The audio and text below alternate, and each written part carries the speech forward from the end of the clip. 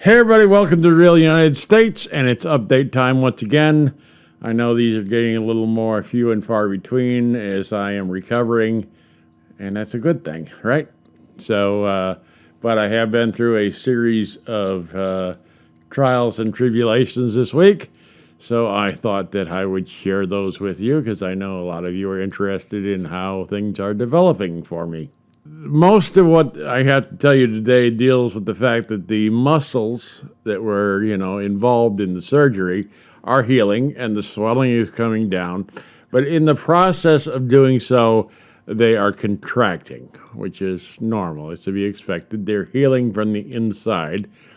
And so this big muscle group here that pulls your jaw up and down is healing and it's getting shorter, which is good in the respect that it is, pulling the corner of my mouth up. But it caused me a little trouble earlier in the week getting the obturator in and out, so I had to go see my oral surgeon, and we got it out. She shaved it down, refitted it. Anyway, I saw her and I saw my reconstructive surgeon and about the same problem. And so they have started me on a routine of exercises, if you will, to start stretching these muscles so that I can open my mouth, basically. Because right now it's very hard to put anything more than this very small pieces of food in there even, or to have enough range of motion to chew. So, I'm going to tell you about that. The exercise is basically our process of propping the mouth open. Now, this is a tongue depressor. It is a familiar wooden stick, very similar to a popsicle stick, only wider. They stick it in your tongue and say, ah. A little hard to come by unless you find a medical supply store, I've discovered. But anyway, I was instructed to take these. And they come individually, sterilely wrapped individually. They're all sterilized and wrapped up nice and neat. And you buy them in a big box of 100.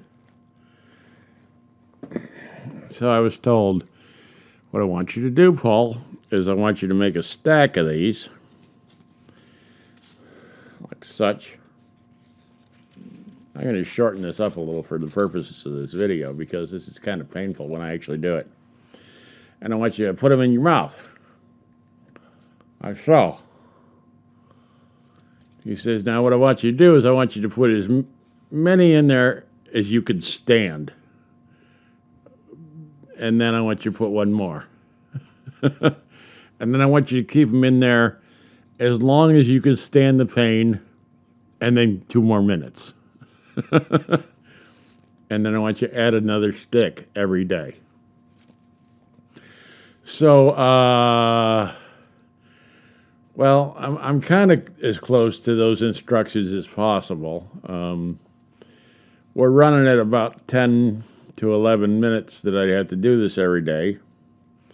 And basically, like I say, I start jamming these in, and then I fit the rest of them in the middle to pry it apart. And I have to do that every morning. I do it twice a day. I do it every morning and every evening. And my goal right now is 10 minutes. Sometimes I'm able to go 11 or a little more. And basically, so you sit there with these pieces of wood sticking out of your head. And it doesn't sound all that bad, right? But I want to tell you, by the end of 10 minutes, it hurts. Boy, howdy, does it hurt. So we're up to 19 was what I did last night. They're about a 1/16 of an inch thick. So that's as far as I can get my mouth open. And I'm not even sure I'll be able to meet that tonight. But that was, we jammed a 19th one there last night. Boy, I tell you, you get that last one in the middle, and you're, it's like, oh. Anyway, so I have to continue doing this. I don't know that I will continually be able to add one a day forever, I mean, there's going to come a point where it's going to slow down, maybe one every other day, one every third day. But certainly I'm going to be doing this for the next 2 months, is what I'm told, to get this, to stretch these muscles. So I went and saw my radiation oncologist, brilliant woman, uh, very pleasant, very makes you feel very at ease, who's going to be planning and performing my radiation treatment. For those of you who don't know or new here, whatever, I will not need chemo, but I am going to need radiation. Now, I did find out today that instead of one treatment a day for 6 weeks, it's going to be like 2 treatments a day, but probably only for 5 weeks.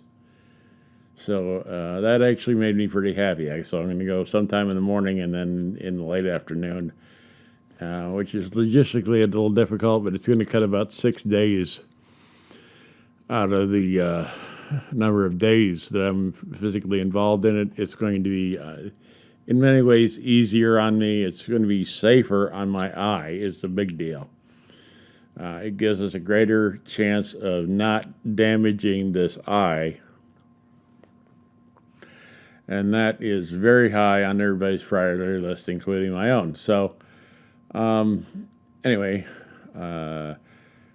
she also, like I say, all of my entire medical team has got me involved in this stretching thing because the muscles are going to draw in and shrink from the radiation. So I have to keep doing this.